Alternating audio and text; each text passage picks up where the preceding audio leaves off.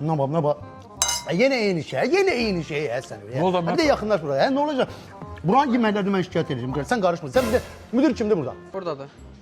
Çağır görüm onu bura. Ama ben müdür neyse ayıp değil mi? Qardaş, buranın yeməkləri mən xıtaya yıxıb. Bu qədər olmaz. Hər yeri şikayət edəcəm. Qoy böyle tədbir görsünlər qardaş. Ama lazım, Sen ayıp karışma. değil mi? Sen karışma. Sen karışma. Müdür bir de yakınlaşın. Bir de yakınlaşın. Buyurun qardaş, şikayətiniz nədəndir? Şikayetim yeməklərdən. Nə olub bu yeməklərə?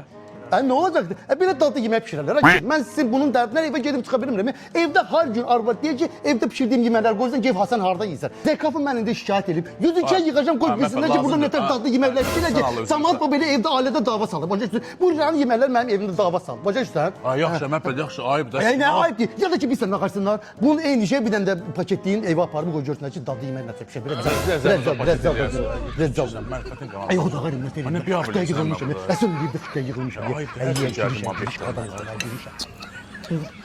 Ben evde ne kadar bu yine var mı kaldı?